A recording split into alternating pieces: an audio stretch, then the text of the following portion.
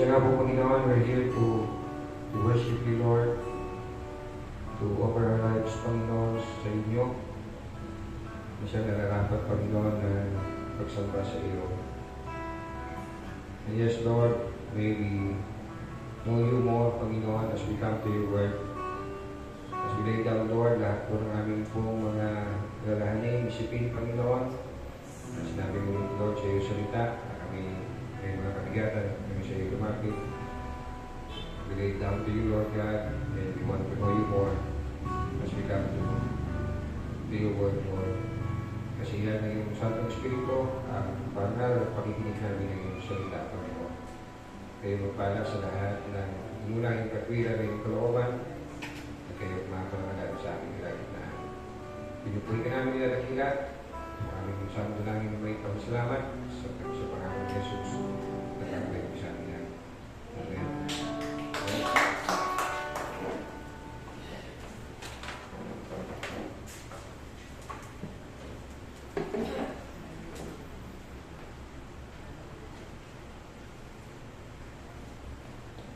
Be useful, shine. Yan ang pamagat ng usahin na is kong ibahagi sa ating kalagitnaan. Just this morning o kahapon lamang over GMA News o sa Facebook. Nangyari ito sa Cebu. Isang 84 years old na matandang babae ay binahuhusan ng gasolina at singlaban ng kanyang manugang na lalaki. Imagine that. And worst, pinakunan pa niya ng video habang ginagawa niya ito, nang binan ng lola nito, habang ginagawa niya, pinakunan niya ng video at ang kumuha ay ang kanyang 11 years old na anak. So, try to imagine, no, na paano nagagawa ng tao ang ganitong karumal-dumal o napakasamang gawain. But yes, no, isa lang ito no, sa maraming nangyayari sa mundong ito na we could not imagine no, na nagagawa ng tao. Wika ng banal na kasulatan sa 2 Timothy chapter 3. At we just read this verse 1 to 5. Dapat mong malaman na sa mga huling araw ay darating ang mga panahon ng kaguluhan. Bakit ako magkakaroon ng kaguluhan? Anong sabi ng kaguluhan? Sapagkat ang mga tao ay magiging maibigin sa sarili, maibigin sa salapi, palalo, mapagmataas, mapagsamantala, suwain sa magulang, walang utang na loob at napastangan sa Diyos. Sila'y magiging walang pagmamahal sa kapwa, walang habag, mapanirang puri, walang pagpipigil sa sarili, marahas, at walang pagpapahalaga sa mabuti. Sila'y magiging mga taksi, padalos-dalos, mayayabang, maibigin sa kagayawan, sa halip na maibigin sa Diyos. Sila'y may anyo ng pagiging maka-Diyos, ngunit hindi naman nakikita ang kapangyarihan nito sa kanilang pamumuhay. Iwasan mo ang ganyang uri ng mga tao. So ang mundo ay mapupuno at punong-puno ng kaguluhan. At ang kaguluhan ito ay dahil po sa ang tao ay maibigin sa sarili, maibigin sa salapi, maibigin sa kalayawan, at walang pag-ibig sa Diyos. Marahil napapaisip tayo, napapatanong tayo, bakit ganun, Pastor? Hindi ba powerful si God? Hindi ba He can change the heart of men? Hindi ba hindi ba kapangyarihan ng Diyos ang gospel na magliligtas? And then, bakit nangyayari ito sa mundo? Well, remember, ang Lord, isa sa paraisan po sa pagpaparusa niya ay pinagtitigas niya, matigas na ng puso. Remember, paraon. Ang Lord ay nagpatigas palalo ng kanyang puso. And yes, let me just read this sa Roma chapter 1. Roma Kabanatang 1, verse 21. Tingnan natin kung anong ginawa ng Lord sa mga unbeliever na ito. Kahit na alam nila, I'm reading chapter 1 ng Roma, verse 21, kahit na alam nilang may Diyos, Siya'y hindi nila pinarangalan bilang Diyos, di pinasalamatan man lamang. Sa halip, naghahaka sila ng mga bagay na walang kabuluhan, kaya't nagpili manghangal nilang pag-iisip. Hindi niya ginawa ng Diyos. Verse 24, kaya hinayaan na sila ng Diyos. Saan? Sa kanilang maruruming pagnanasa hanggang sa hindi na nila mapigil ang paggawa ng kahalayan sa isa't isa. Verse 26, dahil dito'y hinayaan sila ng Diyos sa mahahalay na pagnanasa. Verse 28, dahil ayaw nilang kilalanin ng Diyos, hinayaan sila ng Diyos sa masasamang pag-iisip at sa mga gawaing kasuklang-suklang. So, yung mga nangyayaring kasamaan sa ating paligid na hindi natin ma-imagine na gagawa ng tao ay manifestation ng pagpaparusa ng Diyos.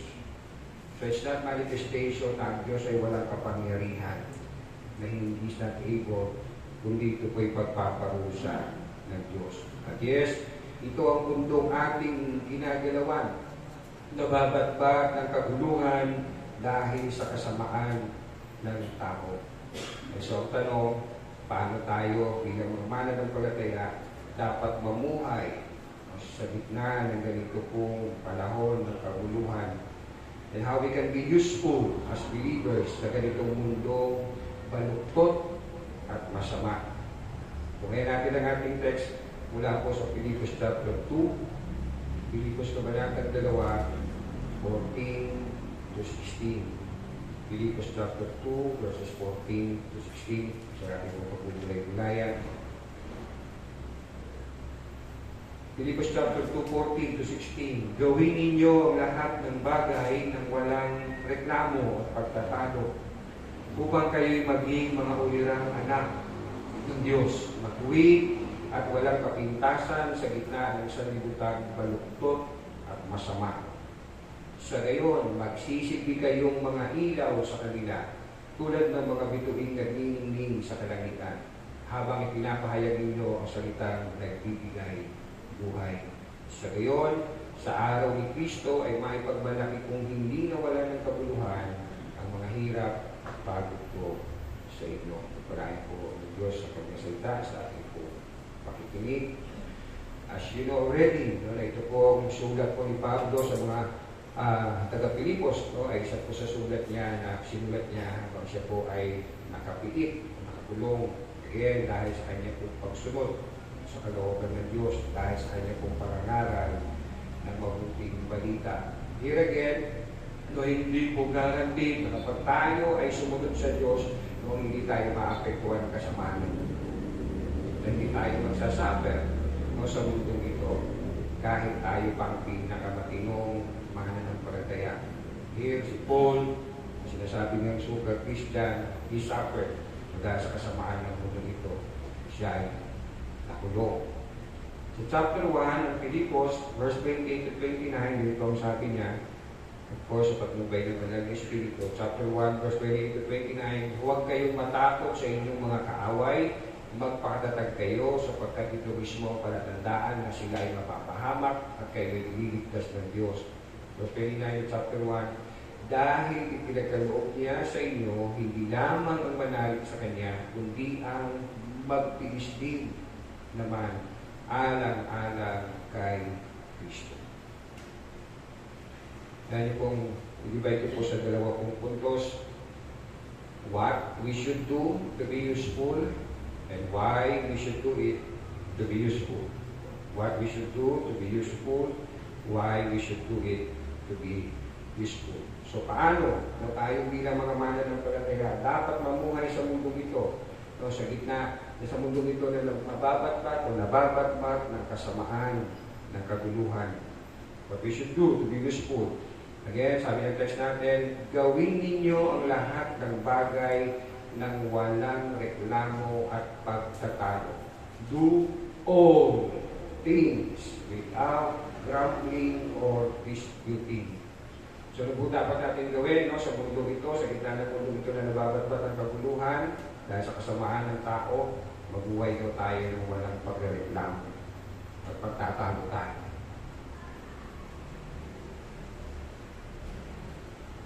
Nabuhay tayo sa lahat ng panahon, sa lahat ng pagkakataon, ng walang pagreklamo, walang pagtatalo.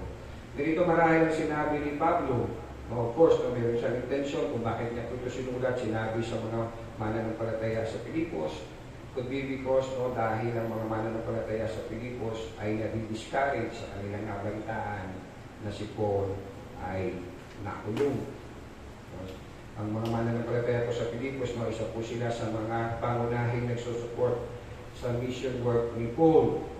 And so, marahil nilintana ni Pablo, baka pag nalaman ng mga mananampalataya at nalaman nga nila sa mga mananampalataya sa Pilipos na ako'y nakulong, baka sila ang ma-discourage. And so, kaya siya po sumulat sa mga mananampalataya sa Pilipos. Yes, gano'ng kadalas ang minsan na tayo man, minsan ay na-frustrate, nadi-discourage, kapag after natin gumawa ng isang bagay, ang resulta ay hindi ayon sa ating inaasahan. Na ang bunga o result ay hindi yung ating ina-expect. Kaya si Paul, maybe anticipating na ganito nga maiisip ng mga taga-Pilipos, at certainly, of course, sa pagmubay ng Holy Spirit, ito kanyang sinabi sa mga mananampalataya sa Pilipos.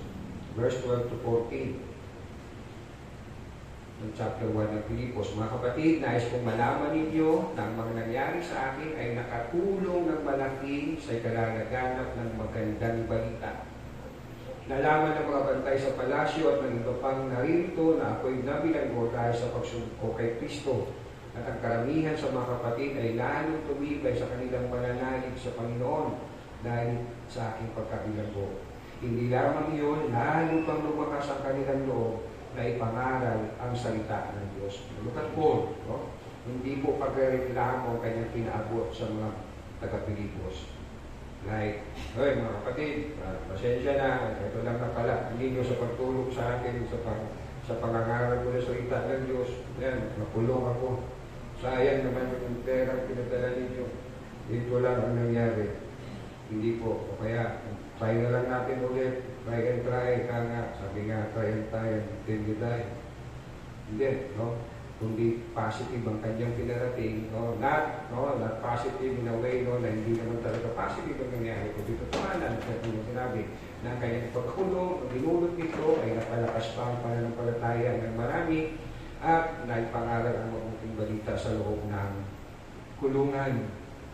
At yes, how we can be useful sa gitna nitong mundo na ito na nababatbat ng kasamaan, ay mabuhay tayo sa lahat ng panahon na hindi reklamo, hindi nagtatalo-talo. Marahil ang tanong natin, Pastor, sino hindi magreklamo sa hirap ng buhay na ito? Sino hindi magreklamo sa kasamaan ng mundo ito? Well, ang sagot sa tanong ko na sino hindi magreklamo, pakisabi sa iyo katabi, ikaw na Kristiyano. Ikaw at ako na mananampalataya. At yes, guilty tayo. Minsan, if not madalas. Nagreklamo tayo sa buhay. But yes, ang pagreklamo sa buhay ay kawalan ng pagtitiwala, pananalig sa Diyos. We used to sing 10,000 reasons for my heart to find. Naubos na ba yung 10,000 reasons there? We used to sing, at nailabang marami sa kanta nito, goodness of God. All my life you have been faithful. Ano ba yan, Lord? Ba't ganito ka ganyan? All my life you have been so good. Ano ba to? Ba't ganito ganyan? With every breath that I am able, I will sing of the goodness of God. Ba't ganito ang buhay? Kailan ba matatapos sa kaguluhan ito? Anak ng pusa. Madalas natin sinasabi o kinukot ang Romans chapter 8:28. Alam natin ang lahat. Alam natin sa lahat ng bagay ay gumagawa ang Diyos para sa mabuti.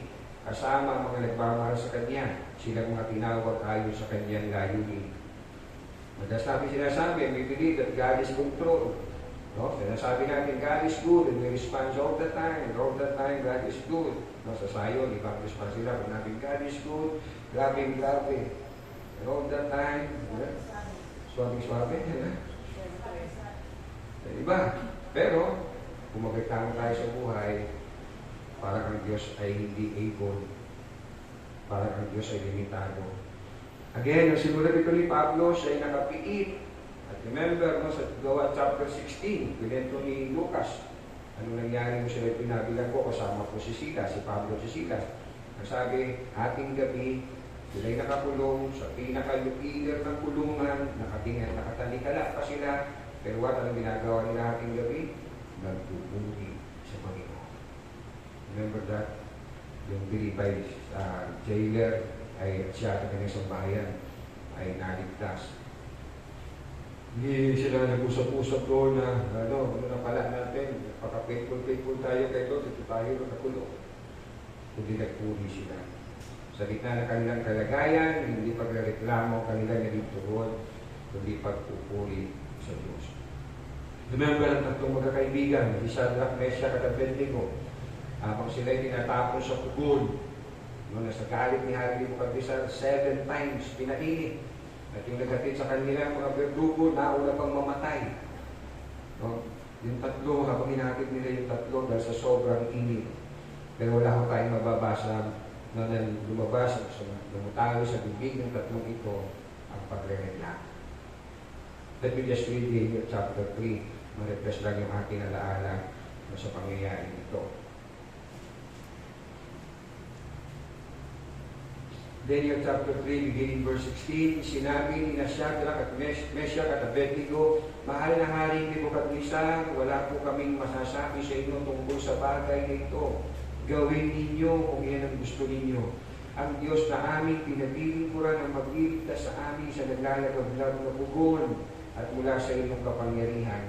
Kung hindi man niya kami iligtas, hindi pa rin kami maglilingkod sa inyong mga Diyos na nasasamba sa... Kung hindi man niya kami iligtas, hindi pa rin kami maglilingkod sa inyong mga Diyos ni sasamba sa ribultong ginawa. Ito na ipinagawa. Look at this 3. No?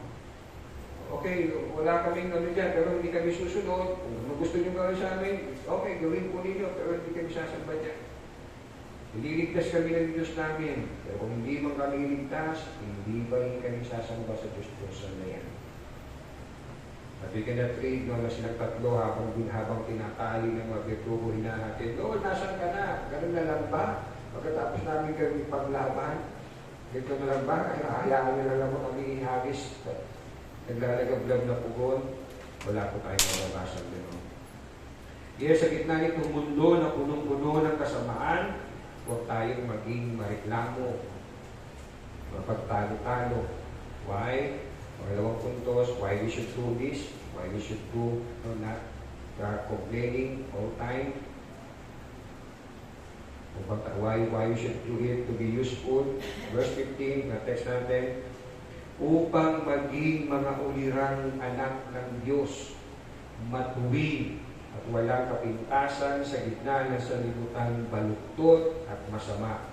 Sa gayon, magsisilbi kayong mga ilaw sa kanila tulad ng mga bituing nagniningning sa kalangitan. Bakit daw po, no? Paano tayo nagiging useful? Hindi tayo maging mapagreklamo, nagtatalo-talo, upang maging mga ulirang anak ng Diyos. Matuwid, walang kapintasan, sa gitna ng sanlibutan, baluktot at masama. In other words, upang mamuhay tayo ng matuwid, mabuti, magtiwala sa Diyos. Paano nga naman tayo makakapamuhay ng matuwid kung tayo ay reklamato? Na lagi na lang natin kini-question ang ginagawa ng Diyos, ang kanyang kaparaanan. Remember, sabi ng Lord kay Habakkuk, we always complain, the righteous shall live by faith. Ang matuwid ay mabubuhay sa pamamagitan ng pananampalataya. At opo, ang Kristiyano ay nabubuhay araw-araw sa buhay na ito na nababatbat ng kasamaan ng nagtitiwala sa Diyos. Nananalig sa Diyos. Look at Paul, sa tulong ng Panginoon, na hindi magreklamo o hindi magtiwala sa Panginoon. Isa pong napakahalagang dapat tinataglay, matutunan ng isang mananampalataya. Ano po yun? Natutunan ni Pablo, Filipos chapter 4, last chapter ng Filipos, verse 12 and 13. 12:13, alam ko kung paano maghikahos. Alam ko rin kung paano managana. Natutunan ko na ang sikreto kung paano masiyahan sa anumang kalagayan sa buhay. Ang mabusog o ang magutom, ang managana o ang maghirap. Wala naman siguro magsasabi dito sa atin na lahat talaga ng buhay ko all my life was paghihirap. No? Pag yung thinking natin, baka siguro mataas na talaga ang life standard mo. Sabi ng UN, how much? 250,000 a day namamatay sa gutom. Verse 13, ang lahat ng ito'y magagawa ko dahil sa lakas na kaloob sa akin ni Kristo. So how we can be useful, no? So hindi pagreklamo, no? Tayo ay nagiging puwanan, nagiging halimbawa. Ano ba po? Sabi ko sa verse 15, upang magsilbing ilaw, sa pangalawang bahagi, upang magsilbing ilaw, liwanag sa mundong ito na baluktot at masama. Let me just read it again sa buong talata ng verse 15. Upang kayo maging mga ulilang anak ng Diyos, matuwid at walang kapintasan sa gitna ng sanlibutan baluktot at masama, sa gayon magsisilbi kayong mga ilaw sa kanila, tulad ng mga bituing nagniningning sa kalangitan. Tayo magsisilbing liwanag, ilaw sa mundong ito na babatbat ng kaguluhan dahil sa kasamaan ng tao. Sabi nga, ang liwanag ng bituin ko ay napagmamasdan tuwing madilim ang kalawakan. No, wala tayong makikitang bituin sa umaga, kundi sa gabi. So tayo bilang Kristiyano, lalo dapat tayong nagniningning, nagliliwanag sa mundong ito. Dahil ang mundo ito ay nababatbat po ng kasamaan. Paano tayo nagliliwanag? Kung tayo po nabubuhay, nagtitiwala at sumusunod sa Diyos, imbis na magreklamo sa kalutuhan sa mundo ito. Gano'ng karaming dumaranas ng depression, tapos tayo mga Kristiyano, magdadala pa minsan ng depression dahil sa ating pagreklamo sa buhay. Hindi tayo magiging kasi, hindi tayo nagiging ilaw sa kanila. Yes, I am forgetful, pero hindi ko ito makakalimutan. Isa ko itong nabasa sa Daily Bread, hindi ko na maalala kung anong taon ito, pero matagal na, for sure, 10 taon na higit meron. Na meron isang nanay na sumakay sa barko. Habang siya ay naglalaya, yung barko ay lulubog na. At napansin ko ng isa po, sa kasama ko, ang nanay na ito, na hindi na banaag sa mukha ng nanay ng takot, ng pagkaalala. So tinanong po siya ng tao dito, ay, ba't hindi kayo natatakot? Parang hindi kayo nag-aalala. Lulubog na tayo. Mamamatay na tayo. Ang sagot ng nanay sa kanya, kung lulubin ng Lord na maligtas ako, masaya akong makikita ang anak ko. Kaya pupunta siya sa kanyang anak. Pero kung lulubin ng Lord na mamatay na ako, masaya pa rin ako kasi makikita ko naman ang Panginoon at makikita ko ang anak ko dahil yung dalawa yung anak niya, yung isa yung anak niya pupuntahan, yung isang anak niya yung maano na isang mananampalataya. So para sa kanya, sa mabuhay, sa bumatay, I am good. Mabuhay ako, I will see my daughter o anak. Matay ako, I will see my daughter after. I will see the Lord. So imagine how is encouraged, no, doon sa nagtanong sa kanya na could make a way, no, para isipin ng tao yun na bakit meron siyang ganung kasiyahan kalooban. Ano yung sinasabi niya langit? Ano yung sinasabi niya Panginoon? Pero kung bumabog pa sa bibig natin, ay puro pagreklamo sa buhay na ito, how we can be like of this broken world. This mother can always find a reason to be thankful sa Lord, to rejoice in the Lord. Remember your word, to rejoice in the Lord. Ilang beses binanggit ni Pablo sa sulat niya sa mga taga-Pilipos. Hindi ko eksaktong maalala kung pag asawa ko ito, isa na doon ako sa likod, meron akong hinahanap, medyo madilim na, and then biglang nag-switch yung ilaw, hindi ko naman switch. And so nakita ko yung aking hinahanap. Nung una, I'm losing my patience na hanapin ko na saan. Kasi, and also, I was patient talaga, no, na bumalik ko na, pumasok na ng bahay para switch on ng ilaw, para makita ko na. Pero salamat, may nagbuhay ng ilaw, may kusang nagbuhay ng ilaw. Imagine how we can give encouragement, comfort sa mga taong dumaranas ng kabuluhan sa buhay na ito. Tayo mga mananampalataya na lumalabas sa bibig natin ay gratefulness, pasasalamat, positive na sense dahil meron tayong pagtitiwala sa Diyos. Paano maliliwanagan ng mga taong nadiringlan kung hindi tayo magliliwanag sa buhay na ito? We are called light of the world. Sabi ng Panginoon sa Matthew chapter 5, 14-16, kayo ang ilaw ng sanlibutan. Ang isang lungsod na nakatayo sa ibabaw ng burol ay hindi may tatago. Walang taong nagsisindi ng ilaw at pagkatapos ay ilalagay iyon sa ilalim ng banga. No? Sa halip, inilalagay iyon talaga sa patungan upang makanlawan lahat ng nasa bahay. Walang nagsisindi ng ilaw tapos itatago sa ilalim ng buwan. Kung nagsisindi siya ng ilaw, para magbigay ng liwanag. And we are called the light of the world. Verse 16, gayon din naman, dapat inyong paliwanagin ang inyong ilaw sa harap ng mga tao upang makita nila ang inyong mabubuting gawa at papurihan ang inyong Ama na nasa langit.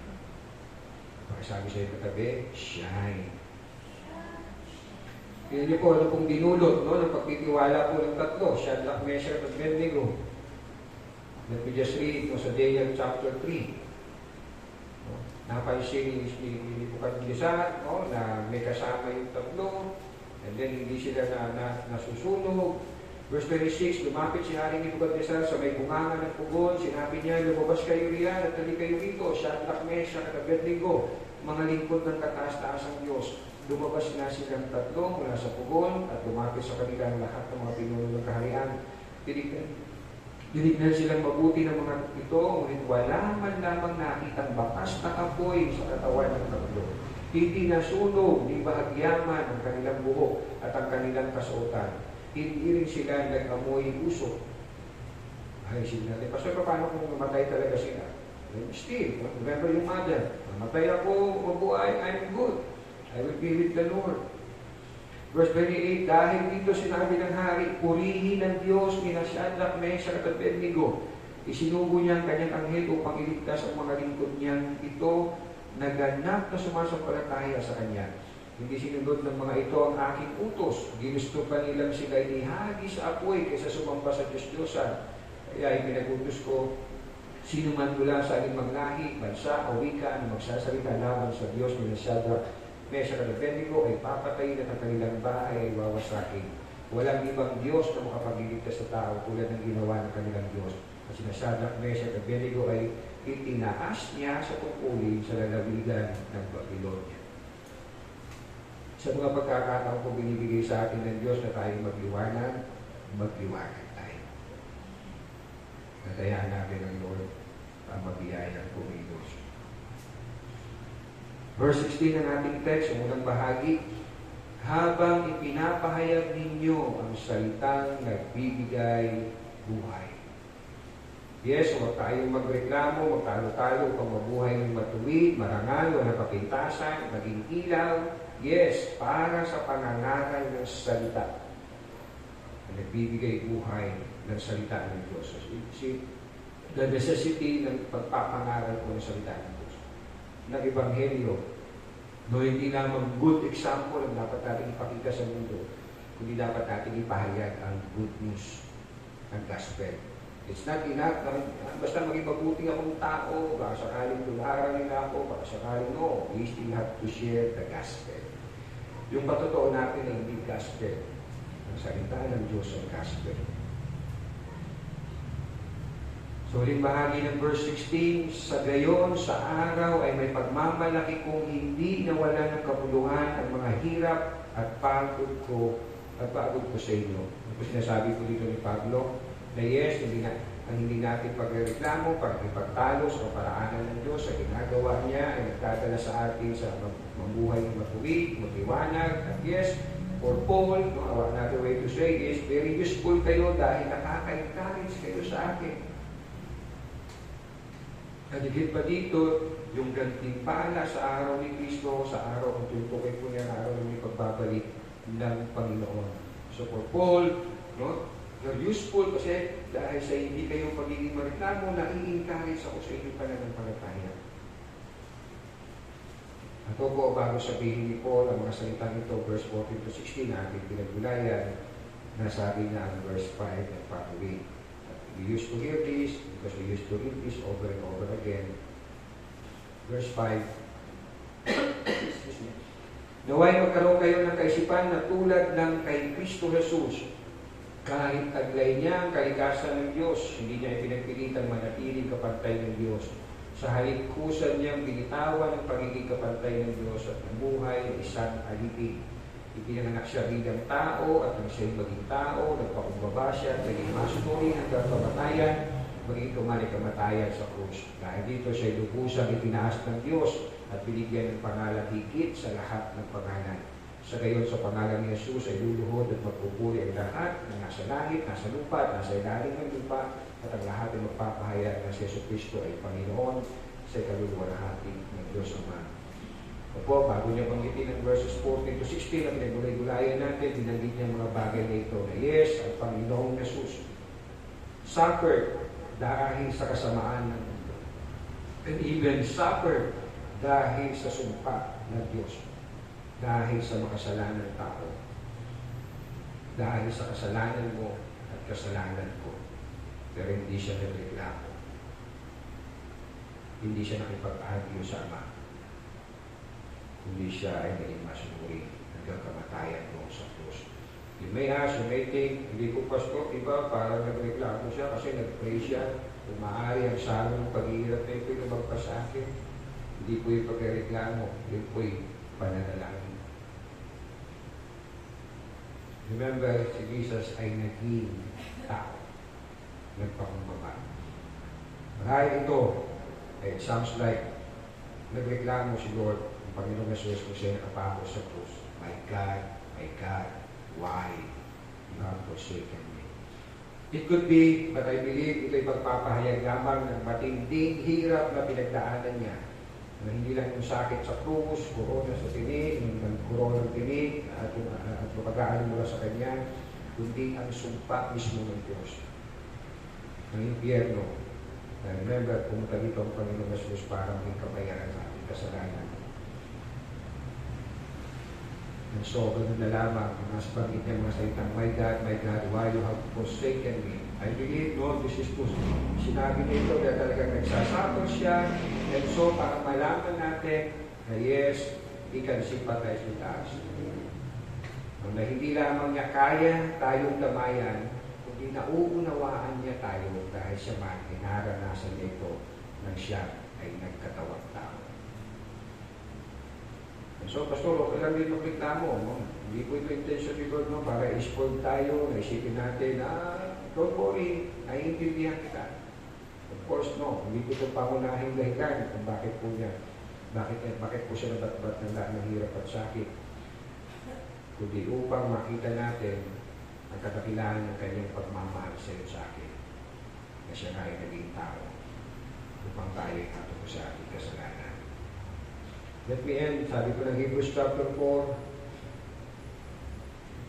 Hebrews chapter 4 verse 15 to 16, ang ating Panginoong, ang ating pinakapunong paring ito ay nakakaunawa sa ating mga kahinaan, sapagkat tulad natin, tinukso siya sa lahat ng paraan, subalit kailanman hindi siya nagkasala. Kaya huwag tayo magkatubiling lumapit sa trono ng mahabaging Diyos, upang makamtan natin ang habag at pagpapala na tutulong sa atin sa panahon ng ating pangangailangan. So, ibig tayo magreklamo, tingnan natin si Jesus dumanas lahat ng hirap bilang tao. So, hindi lang niya ako kaya tulungan sa aking mga alalahanin, sa aking mga kabigatan, kundi kaya niya akong damayan. Because siya man ay dumanas ng lahat ng hirap. Tayo maraming. Panginoon, muli, salamat po, Diyos, sa iyong salita, Panginoon. Ako po Lord, salamat una dahil niligtas niyo po kami sa kabayaran ng kasalanan, niligtas niyo po kami sa pagkaalipin sa kasalanan. Kaya Panginoon, hindi na kami maaaring maalipin pa ng kasamaan ng mundo ito ng kasalanan, Panginoon.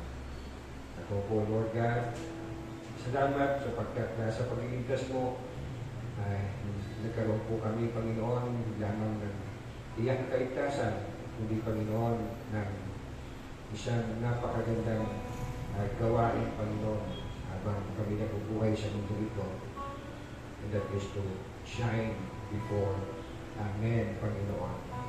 Lord, humihingi kami ng tawad sa mga pagkakataon, Lord, na namin pinapahayag namin na Ikaw ay Diyos, Ikaw ang sa amin, Ikaw ay mabuti sa lahat ng panahon. Pero at the same time, Lord, pinapahayag din namin sa aming mga kilos, sa aming mga salita, ang pagkareklamo ng Panginoon.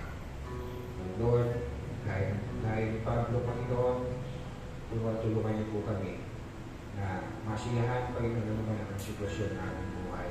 Sagana, hirap, utol, at kasaganahan, Panginoon, ay magawa namin na hindi dahil sa aming sarili kakayahan, kundi sa tulong ng tulungan namin si Jesus namin, Panginoon. Salamat po Diyos na marami. Kayo po patuloy magpala sa mga salita dito sa aming mga buhay. At upang kami, Panginoon, may gagamit, Panginoon, at sa inyo naman ang lahat ng patuloy para ang Panginoon. Hindi Lord, salamat. Bigyan niyo kami ng pribilehiyo na kami, Panginoon, ay maging ilaw ng isang lipunan, Panginoon. Huwag ka namin natin ila. Aming panalangin may pagsalamat sa pangalan ni Jesus. Amen.